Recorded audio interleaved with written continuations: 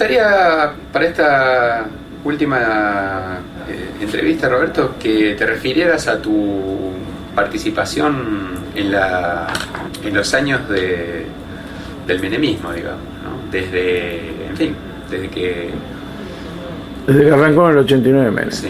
Bueno, es decir, nosotros estuvimos, en términos generales, todo lo que éramos la renovación, apoyando a Cafiero. Bueno, se perdió por poco, pero se perdió esa interna. Después hubo, curiosamente, también algunos, encuentros entre Cafiero, Menem, donde, bueno, ahí yo creo que se vio muy claramente la diferencia que hay entre Cafiero y Menem, ¿no?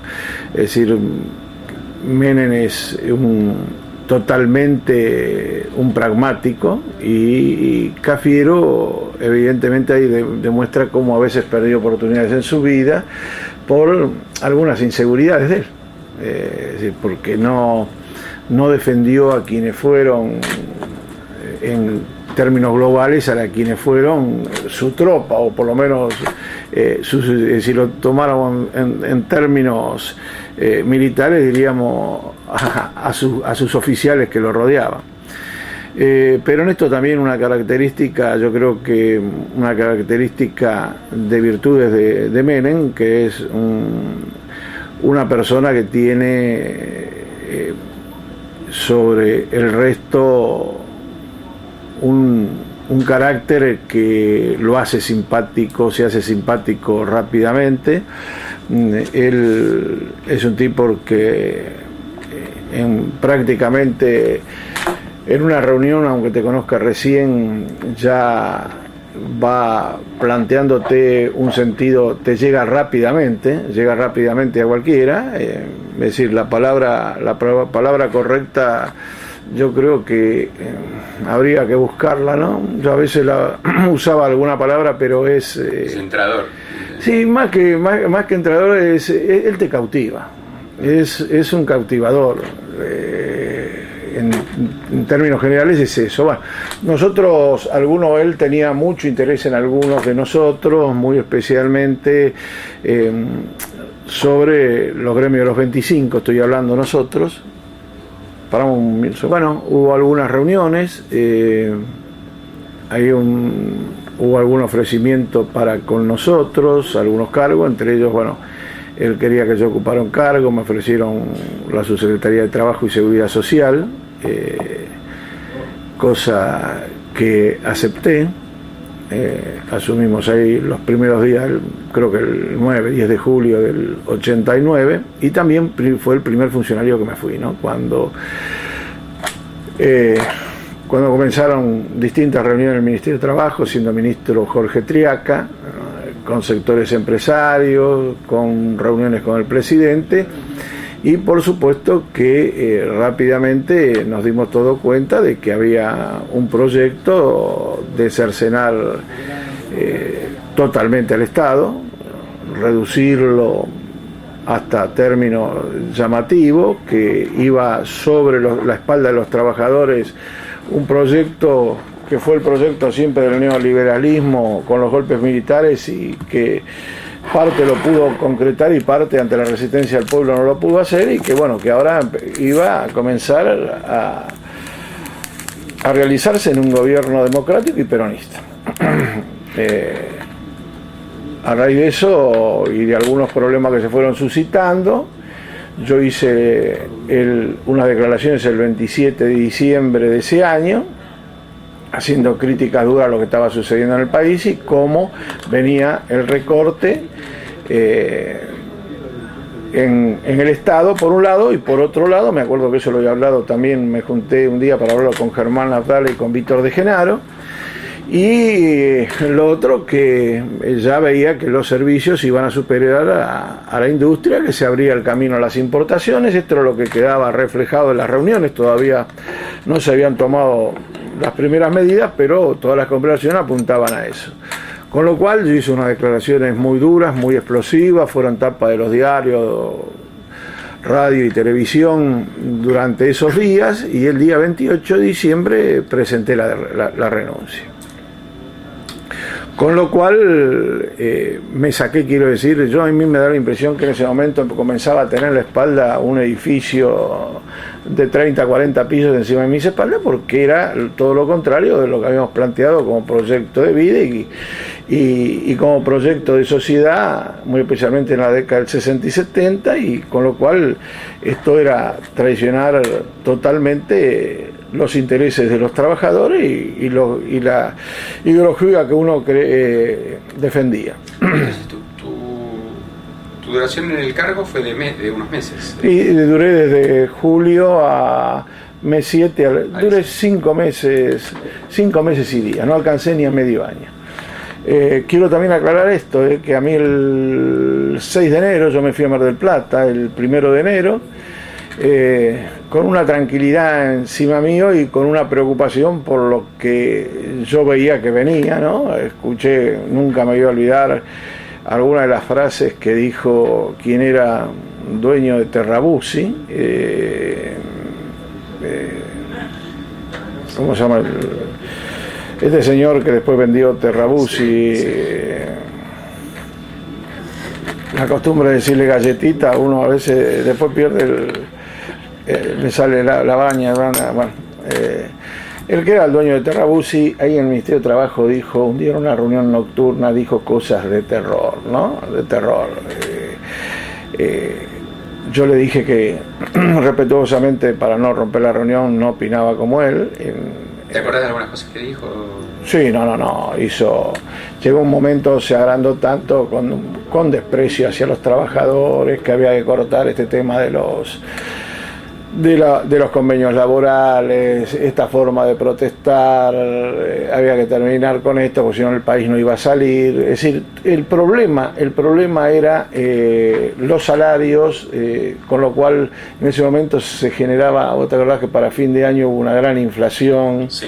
El dólar llegó en algunos momentos, fin de diciembre, principio de enero, hasta 12.000 pesos. Bueno, él lo atribuía todo a los costos laborales, todo esto. Bueno, ahí discutimos varios, Triaca también tuvo alguna intervención, Rodolfo Díaz, pero en definitiva quedó flotando lo que este señor en nombre de los empresarios está hablando ahí, lo que se venía, lo que estaban hablando con Menem. Bueno, hago la aclaración que el día 5 de enero me llamó Eduardo Bauzá en nombre del presidente. Gracias. Y para ofrecerme la vicepresidencia de Lotería y Casinos, que era un ente importantísimo en ese momento, ¿no? No hay toda la cantidad de juegos que hay ahora que vos pasás por las vidrieras de las agencias y no sabés, mirá si hay fácil, yo no tengo idea, pero un día me voy a poner a contar que debe haber 20, 30 juegos. Bueno, con lo cual era un poder impresionante. Y yo le agradecí mucho y le dije, mirá, le digo, el problema es quien está de presidente ahí. Yo tengo miedo que él haga cosas como ha hecho en su vida, que era Rosso Basile, y que termine yo sucio por culpa de él. Me dijo, no, pero la idea nuestra es de que después te quedes vos, viste, bueno, todo quedó ahí, pero yo le puse algunos peros, me volvieron a llamar a los 2 o 3 días, y bueno, quedamos ahí. Y también esto... en el año 91, para fin de año, cuento estas cosas para decir la palabra que te quise decir antes. Creo que Menem es un gran seductor. Esta es la palabra correcta de Menem. Menem es un gran seductor. Le pidió a algunos dirigentes que quería que fuera a cenar con él, y fuimos una noche, creo que fue un 14 de diciembre del 91, cuando ya se empezaban a verle las patas a la sota, del 91, ya en el 91. Ya estaba la convertibilidad. Fue la última vez, claro, ya estaba empezando a funcionar la convertibilidad, la gente aparecía como que estaba conforme, que el país salía, pero todos íbamos viendo cómo se iban reduciendo los espacios industriales, cómo echaban a la gente, cómo nosotros lo veíamos en las industrias. el tema de cómo se habían dado en ese momento los retiros voluntarios.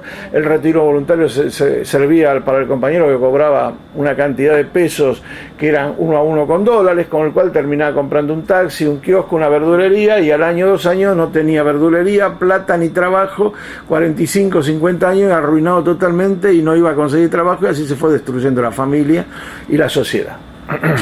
Bueno, ese día éramos varios dirigentes que estábamos ahí.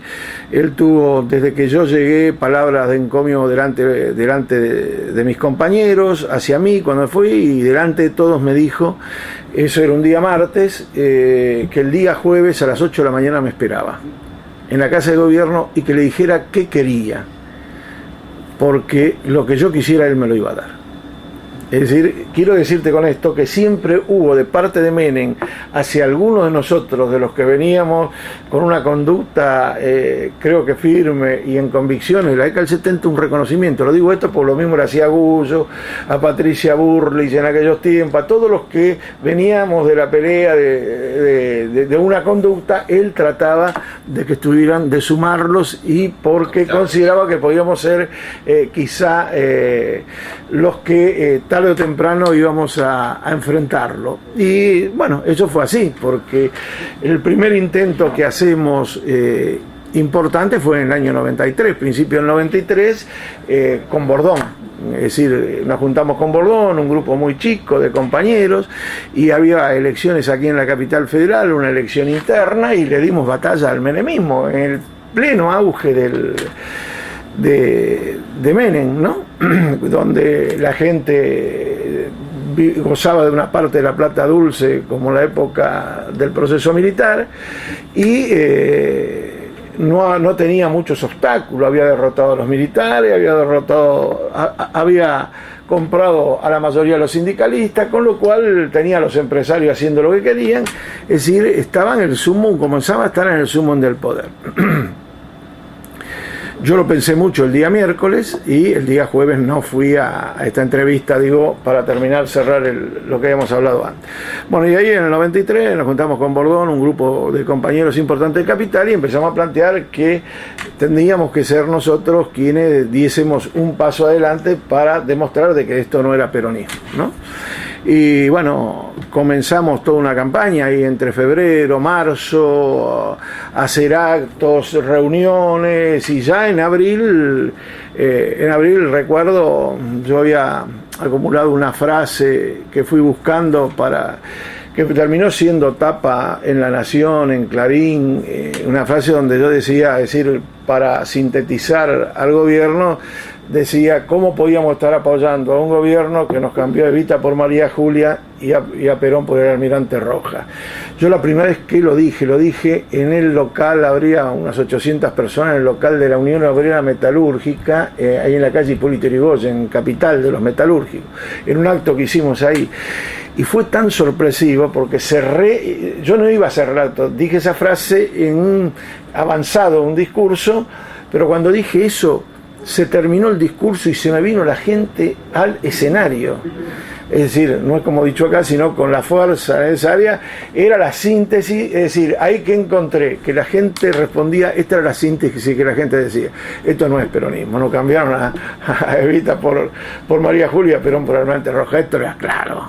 Y bueno, a raíz de esto, yo me recuerdo que me llamó varias veces, yo siempre tuve una amistad y un gran respeto por Carlos Corach, que quiero decir, aunque tuvo todos los puestos con él, siempre tuvo gestos de enorme consideración para todos nosotros los que estábamos enfrente, y era uno de los pocos que hablaba con nosotros, y si teníamos algún problema lo llamábamos, y sin ninguna duda que él nos respondía en el acto, o cuando podía nos devolvía la llamada. Yo quiero recoger eso de Carlos Corach, porque fue uno de los tipos que no estuve de acuerdo con muchas cosas que pasaron en el interior, pero al cual le tengo un gran respeto, porque tenía, es decir, un respeto hacia los oponentes internos y hacia otros partidos, y fue realmente un tipo democrático, ¿no? En todo sentido. Bueno, con lo cual me llamó Corach y me dijo, vos no sabés cómo está el presidente. Te quiero decir de que está loco con las frases que les decís, muy especialmente con esa que le estás diciendo, y con algunas otras.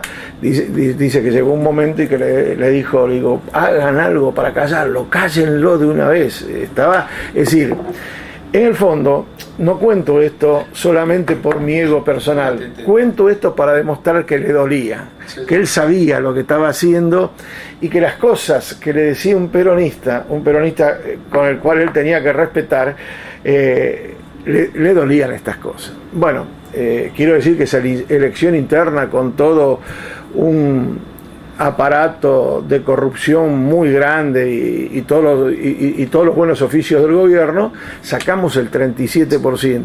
Y después, una vez comiendo ahí en la calle 25 de Mayo, en un restaurante 25 de Mayo y Tucumán, una noche estábamos Miguel Unamuno, Carlos Corach y yo, y Carlos Corach me dijo, mirá que hiciste, qué elección que hiciste.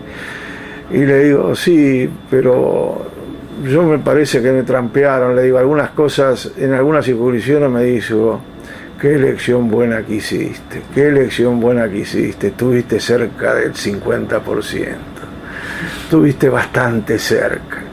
Con lo cual me dio las pautas de, por ejemplo, cuento una anécdota, esto para lo que le pasa a uno. En la circunscripción 28 me compraron al jefe de los fiscales nuestros y a los fiscales, y decir, ¿cómo abrieron las mesas en la circunscripción 28 en Saavedra? Solamente el fiscal general de los dos números abrían mesa por mesa para que no interviniese nadie. Y el fiscal estaba comprado, me lo enteré después, bueno, lo habían comprado, bueno, son estas cosas que pasan en la política, ¿no? Con lo cual a mí me llamaba la atención, porque en los actos que íbamos ahí, el apoyo que tenía y la gente que tenía compañeros muy valiosos. La década del 70 no era fácil que perdiéramos ahí, podíamos perder, pero y después me encontré con una derrota muy grande ahí, con lo cual en 2 o 3 circunscripciones me di cuenta que había habido algo totalmente raro, ¿no? A pesar de eso ganamos algunas circunscripciones.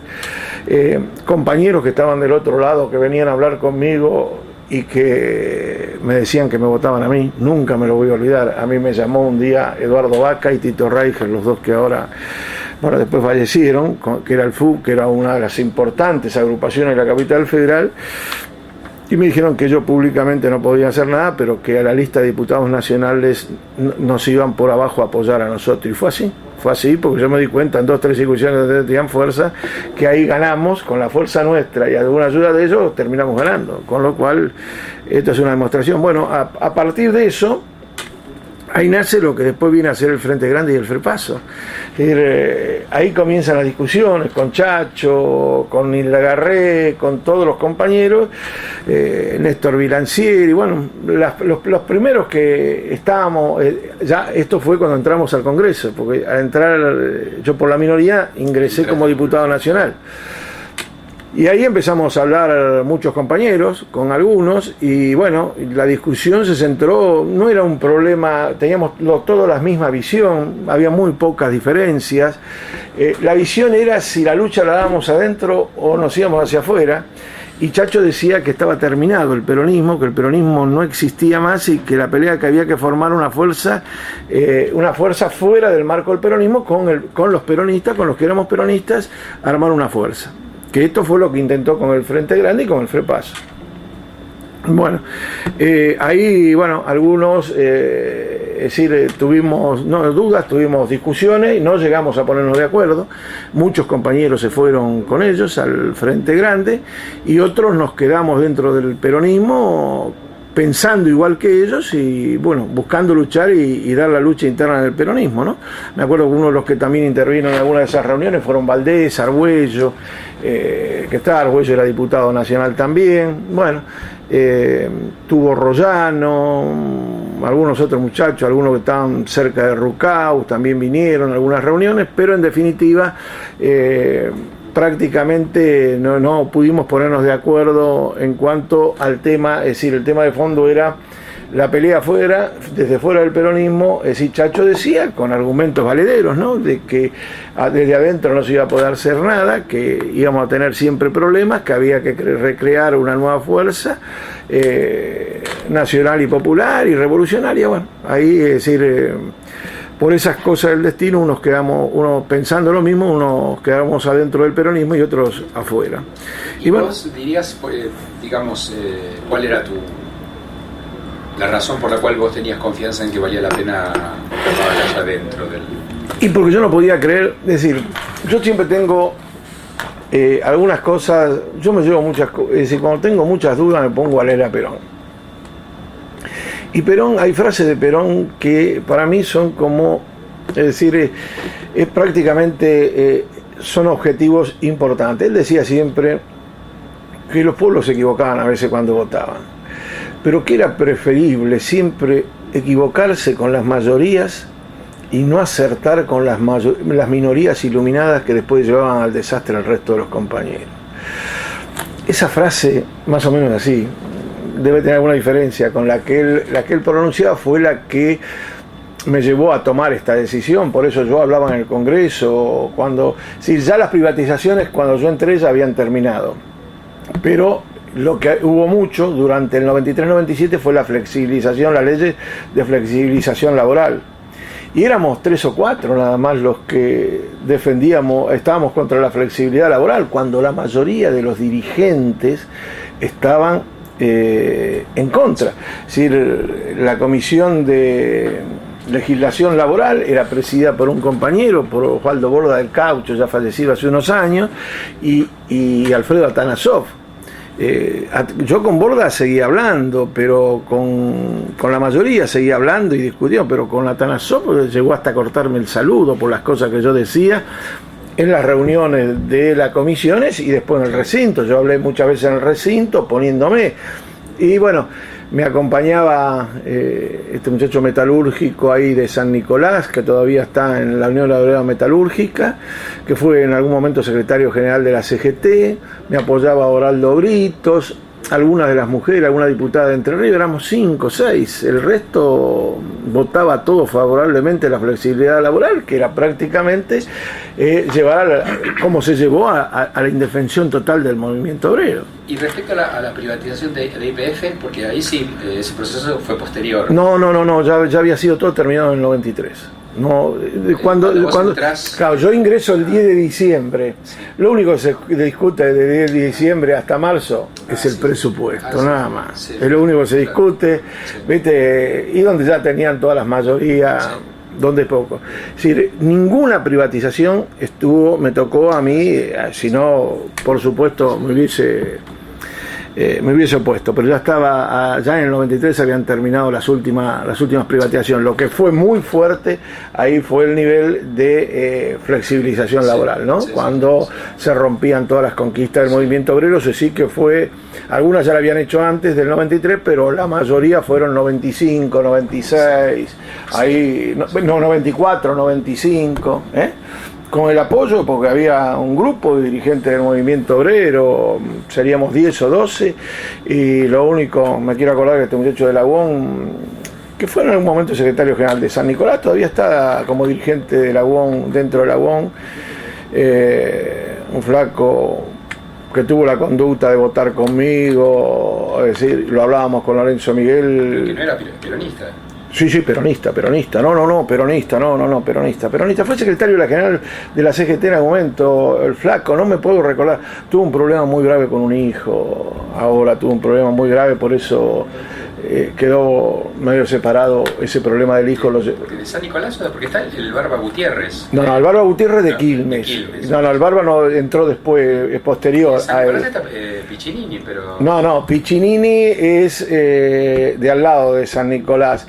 De Villa Constitución. Sí. Claro, es Villa Constitución. En San Nicolás ahí estaban todas las acerías grandes que se cayeron, que ahora volvieron a levantarse todas. Él no sé si actualmente todavía es el secretario general tiene un puesto en la UON Central. Yo hago un llamado porque es importante, a ver si debe haber sido, yo no me recuerdo, pero 1 año, 2 años secretario general de la CGT, un tipo con muy buena formación, muy delicado cuando hablaba, uno de los tipos tipo muy equilibrado, muy equilibrado. Yo viajé con él, hice cursos en Alemania con él y siempre me llamaba la atención y yo le tenía desconfianza porque andaba siempre con un cuaderno y anotaba hasta el mínimo detalle. Y digo, este será de los servicios. Y yo le tenía, pero después me di cuenta que no, que era un tipo muy así, muy prolijo, tomaba nota de todo.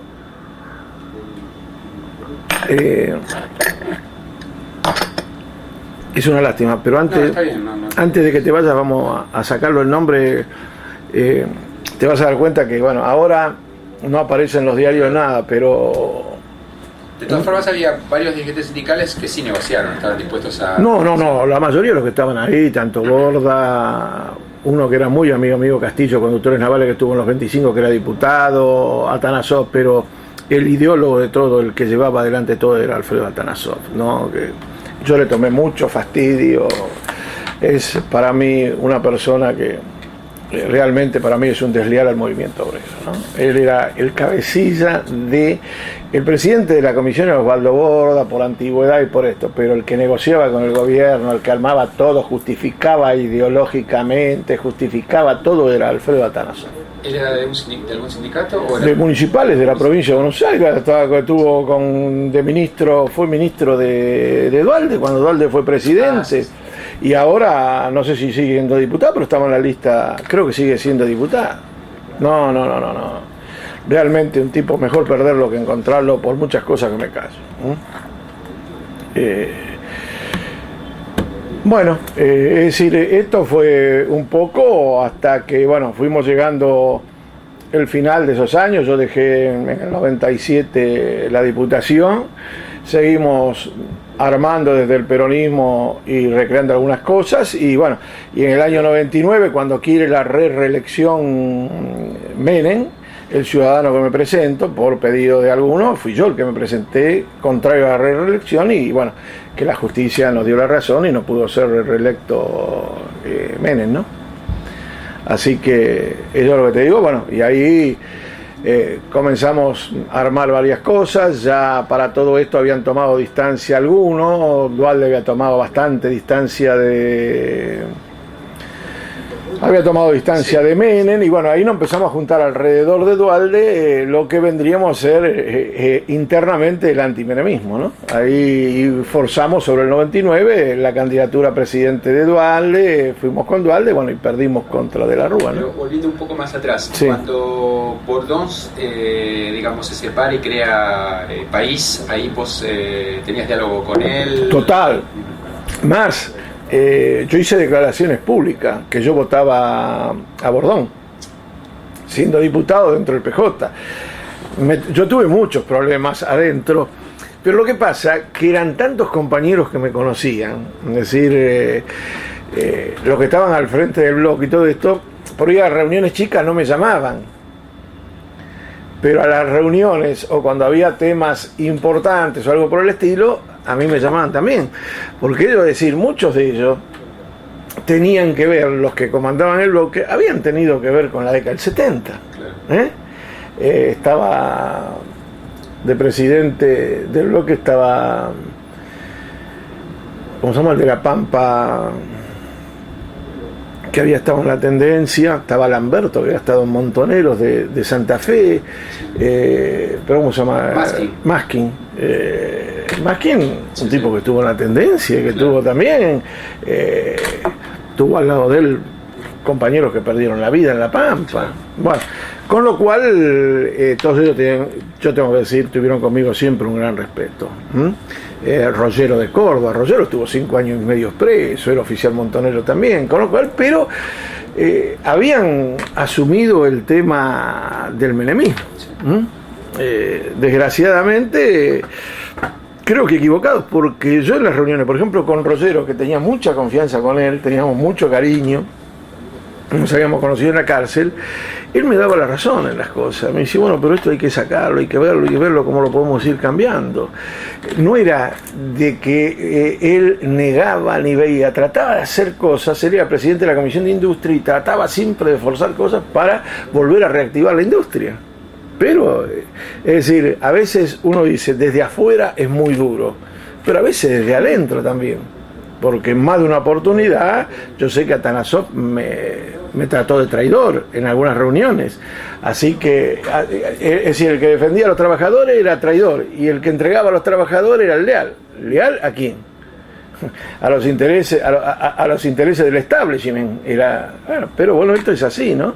Y para más, cuando yo hablaba en el recinto, me aplaudían mucho los radicales, el frepaso, y eso los molestaba, y algunos compañeros también del peronismo. Una minoría me aplaudía, algunos hasta votaban conmigo cuando me escuchaban tantas cosas.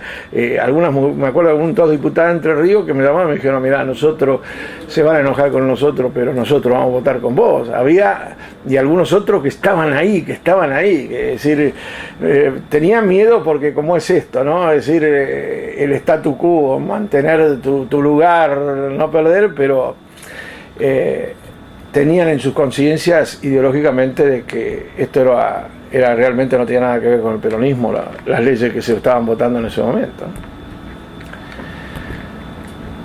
Bueno, no sé, viste, hacerme alguna otra pregunta para volverme a reubicar en lo que... Bueno, sí, vos estabas llegando, digamos, al 99, es decir, bueno, y en el 99 se produce todo el tema, si querés avance. Bueno, ahí empezamos a reagruparnos muchos peronistas, algunos, bueno, que habían estado con el menemismo y los últimos años se habían abierto, otros que ya venían con muchas dudas antes, y otros que ya eran los que veníamos. Ahí tratamos de sumarlo también a Bordón, hablamos con Bordón, esa renuncia que hace en un momento el Senado. Yo quiero decirle, uno a veces se equivoca en la política. Yo creí que el gesto de Bordón, nadie renunciaba a nada en esa época. Haber renunciado a ser senador, yo creí que la sociedad lo iba a tomar bien. La sociedad lo tomó muy mal, como la renuncia de Chacho después. Es decir, si te quedás siendo cómplice de la corrupción y de la entrega. Y si renunciás, resulta que sos un traidor. No, espera, y si te quedás, mañana te acusan de algunas cosas también, porque esto es así. No es fácil la situación. Yo vi a compañeros que pelearon contra Menem y que la pasaron muy mal en la Cámara de Diputados cuando allá el 20-21 de diciembre del 2001 no podían pisar la calle ni el Congreso, tipos que no se lo merecían. Porque no habían sido partícipes de esto, pero bueno, la cosa vino contra la política. Y yo me recuerdo, yo tengo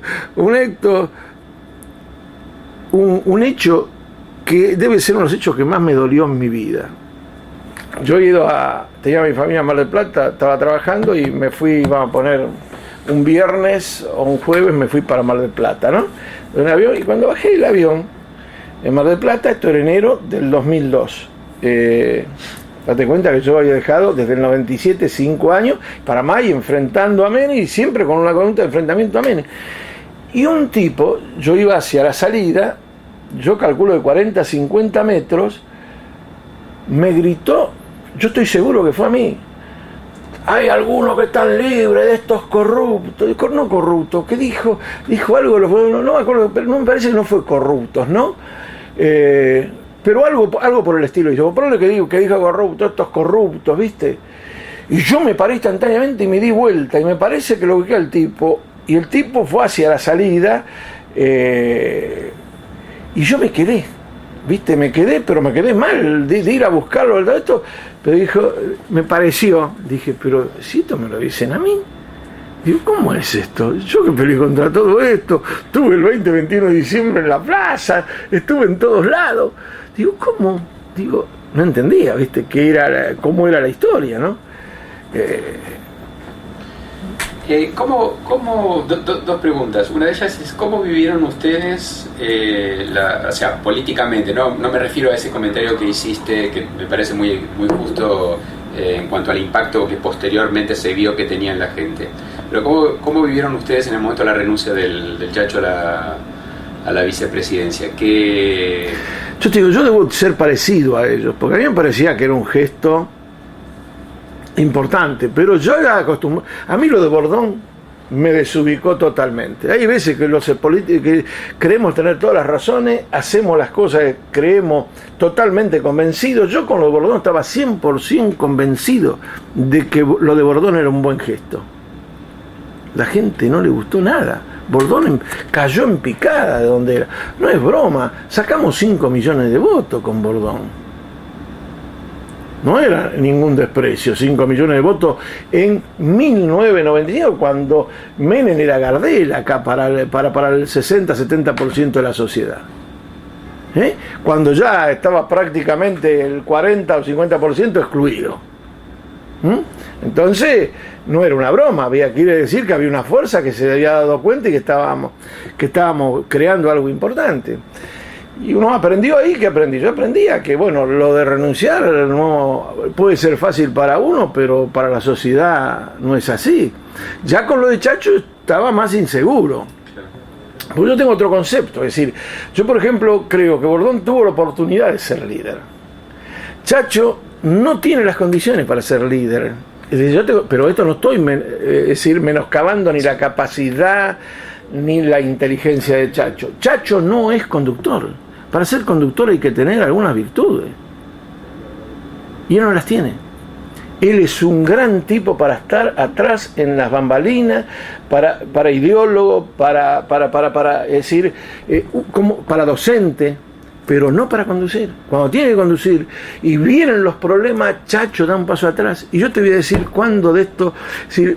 Yo siempre tuve un gran respeto por Chacho. Pero ¿por qué me daba cuenta de esto? Por el día que terminé de dar cuenta fue la elección con Bordón. Fue una elección empate, no fue que ganó Bordón, pero él dio el paso atrás. ¿Por qué dio el paso atrás? Porque él no estaba para asumir. Él no es un tipo que asuma la responsabilidad de conducir un país. Te baja toda la línea, te da todas las pautas, pero después no sabe si las puede cumplir y cómo cumplirlas. Con lo cual, para ser conductor hay que tener pelotas también, Cuando digo pelota lo digo con todo respeto, ¿no? En el sentido de que hay veces que hay que sacar fuerza de donde no se tienen. Hay que vencer a la cobardía, al miedo que uno tiene internamente. Esto es como cuando nos secuestraba.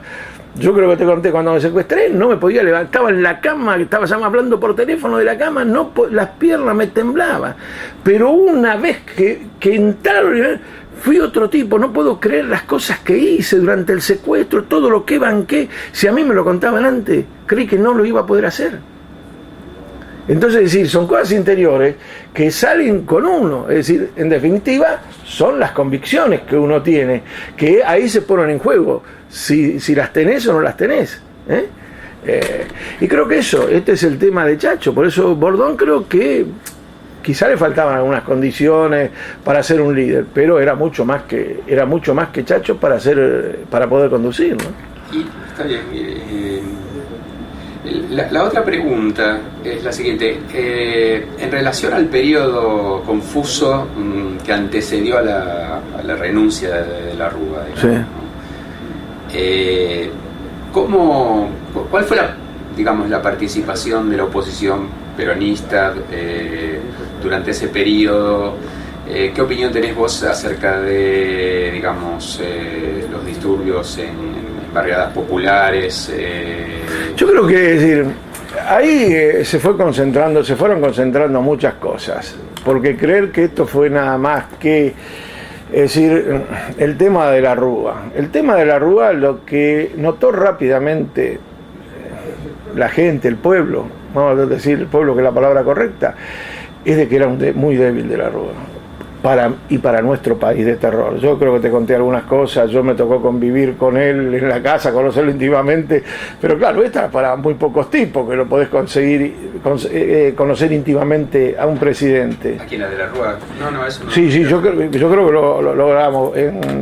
Yo te dije que allá por el 92 yo estaba en banda, y una vez, 91, esto debe haber sido, tendría que ver, ¿viste? Yo tengo todo anotadito porque tengo las agendas desde el 80 y pico. Creo que desde que entró Alfonsín, todas las agendas yo las guardo, con mis reuniones, tengo todas las de estas, ¿sí? ¿Viste? Todas las reuniones de este tipo, estas las guardo. Bueno, y Pascual, Rafael Pascual, el dirigente de la segunda, sí. Yo tenía uno de los muchachos que trabajaba conmigo, el Cholito Giraldes, que era lo que decía un puntero de la segunda. Cholito, un tipo del peronismo de izquierda, qué sé yo, era muy amigo con Rafael Pascual, ¿no? Estas cosas, amigos de los barrios, claro. Todo esto. Entonces me dijo, che, Rafael quiere hablar con vos, quiere pedirte un favor. Y ese favor fue que él estaba ganando al lado de la Rúa, estaban peleando contra lo que era el Coti, Jesús, contra todo, y él estaba encontrando un espacio. Y entonces que lo que quería de la Rúa era tener algún dirigente del movimiento obrero que le explicara bien cómo era el movimiento, cómo estaba dividido el movimiento obrero en el mundo, pero no quería que se lo hicieran, que lo hiciera algún radical, porque había estado decepcionado con algunos de los radicales, dirigentes radicales que le habían señalado algunas cosas. Entonces yo le dije, bueno, Rafael, y un día nos encontramos ahí en la calle Tucumán, en la Casa Radical, con De la Rúa, y entonces me dijo si podía ir una vez por semana, 2 veces por semana, que me invitaba a desayunar, y empecé a ir a la calle, ahí Uruguay, Paraná, no me acuerdo ahora, en una de esas, a la casa, al departamento que tenía.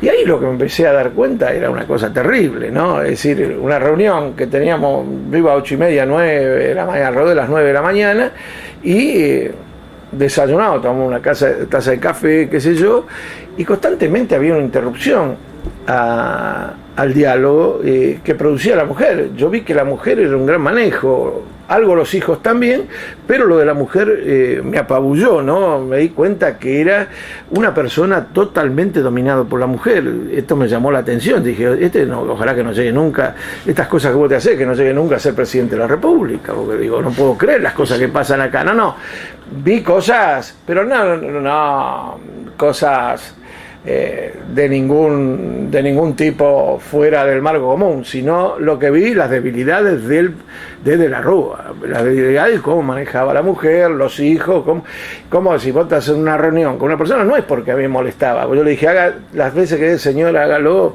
Bueno, y otra de las cosas era que yo le iba diciendo cómo era la división, viste, arrancando de la Federación Sindical Mundial, la Confederación Mundial del Trabajo, la CIOL, todo esto, país, después las regionales en América, todo esto, y vamos a poner 2 o 3 reuniones hablando de esto, hablando de este dirigente, de todo esto. Yo a veces algunas cosas que me olvidaba, me agarraba algún libro, viste, como tenía que haber hecho acá con vos, y estoy en mi casa, hago eso, para no tener dudas con algunos nombres como hasta ahora, hemos hecho hasta ahora. Y resulta que, vamos a poner, ya iba un mes y pico, y volví a empezar y a repetirle todo, porque en definitiva, que yo no tenía mucho interés, no le importaba mucho el tema, no lo recordaba, no trataba de recordarlo, y me di cuenta que esas interrupciones que yo dije de entrada que a mí no me molestaban, terminaban siendo que las cosas cotidianas sobre todo, por ejemplo, viajes, ¿no? Que viajaban acá, allá, conseguir los pasajes. Sí, yo después supe, los pasajes eran gratis, invitado por uno, por otro, todas esas cosas vos las vas viendo en la intimidad de una casa, con lo cual dije, este tipo lo van a manejar, este es un punto que si llega presidente por él, al lado de lo que es Menem, al lado de yo conocí a alguno, digo, Alfonsín, al lado de él, era Gardel. Dije, ¿cómo puede este tipo? Y cada vez que llegaba, bueno, con lo cual, a lo que te digo estoy contando esto, es decir, me da la impresión de que le perdió el respeto a la figura del presidente, la gente y todo esto, y después el desequilibrio, porque empezó a pagar las consecuencias de la década del 90, empezó a pagar las consecuencias de lo que había hecho Menem. Y lo otro, algunos oportunistas que también se subieron al carrito para empujarlo, porque todo se da, pero siempre hay alguno que ayuda a empujar el carro, esto seguro. Yo no tengo pruebas, pero segurísimo que estas cosas sucedieron. Con lo cual, bueno, terminó donde terminó. A mí me da la impresión que yo creo que si hubiera seguido De la Rúa, si De la Rúa no renuncia, creo que la cosa se hubiera desbordado más, porque a mí me impresiona cuando la clase media, que lo único que le importa son ellos, son tan individualistas, y con el menemismo se hicieron más individualistas. Es decir, cuando yo que nací y viví en Caballito, un barrio antiperonista, que en el café donde era siempre tenías que discutir, y en minoría. Y ver que salían Coiti Rivadavia, el sí campeador, salen nada más que por La Plata, y ¿viste? Después salieron constantemente por el Corralito y el Corralón, pero no, que hayan salido la gente en el barrio. Yo iba hasta ahí, me quedaba mirando, y a veces algunos me apunta a mí, que soy político o algo, iba hasta escondiéndome, pero sí con no estar en primera fila. Con lo cual, yo me doy cuenta, si vamos a poner y de la Rúa y algunos de los que hicieron que hubiera represión ese día y que mataron a gente inútilmente porque terminaron matando, pobrecito, a cualquiera, a ese motoquero, los de la 9 de julio, fue un fusilamiento increíble. Me contó alguien, ahí murió un compañero nuestro de la resistencia de la década del 70, lo mataron salvajemente, pusieron los coches y empezaron a tirar a la gente, pero no había ahí ni reunión, había gente suelta, que alguna gritaba, pero nada, no había un grupo, me dijeron, no había un grupo ni de 100 juntos, nada, ni de 40, ni de 50, había gente que pegaba, que gritaba, pero toda suelta. Bueno, con lo cual te demuestra, es decir, como son los servicios de seguridad acá, cuando alguien les da una orden, matan a cualquiera, hacen cualquier barbaridad, y me da la impresión que era un gobierno débil, pero para mí, esto es mi entender, era débil ya por todo lo que había sucedido. Era un gobierno que no tenía un presidente que ejercía la presidencia como debía ejercerla en ese momento, ante un país que venía totalmente agarrado a los pantalones del Fondo Monetario Internacional, con grandes deudas, no trataba de torcer nada, trataba de seguir empujando el carrito a ver si metro por metro, con lo cual estaba perdido. Era un país que iba al desastre, ¿no? Y tanto que cuando Duhalde asume, yo me acuerdo que en esos días, algunas de las conversaciones que tuvimos con el negro, yo le digo, ¿vos estás seguro dónde te metés? Le digo, negro, mirá que esto no, ¿dónde te metiste? Porque ya había asumido. Y digo, negro, esto, bueno, pero alguien lo tiene que hacer, qué sé yo. Digo, pero vos tu idea cuál es, no, irme lo más rápido posible. Le digo, pero conversaciones íntimas que siempre te expresaba lo que él sentía, no te decía, no me quiero quedar, vamos a armar, no, tratemos de cambiar esto, si no esto va a ser un desastre. Es decir, Duhalde es un tipo que tiene estos gestos. Por ahí en Mario Polonar está muy mal rodeado. Terminan alrededor, tiene el vicio de los políticos de la provincia de Buenos Aires. Yo creo que esto es toda una herencia del conservadorismo, el amiguismo y el favor político. Pero en algunas cosas es un tipo que la tiene clara, muy clara, es decir, que se pone a distancia de los demás, y no es Duhalde no es ningún tipo de una capacidad asombrosa y nada por el estilo, es un tipo medio como cualquiera de nosotros, con lo cual, pero se ubica muy bien en la realidad, tanto que si no fuera la mujer y algunos, yo te hubiera dicho que esta doble jugada que hubo en la provincia de Buenos Aires no hubieran sucedido. Vos sabés que hubo una reunión, yo conozco bien las reuniones que hubo, les habían dado 7 diputados, cuando le dieron los 7 diputados dijeron 11,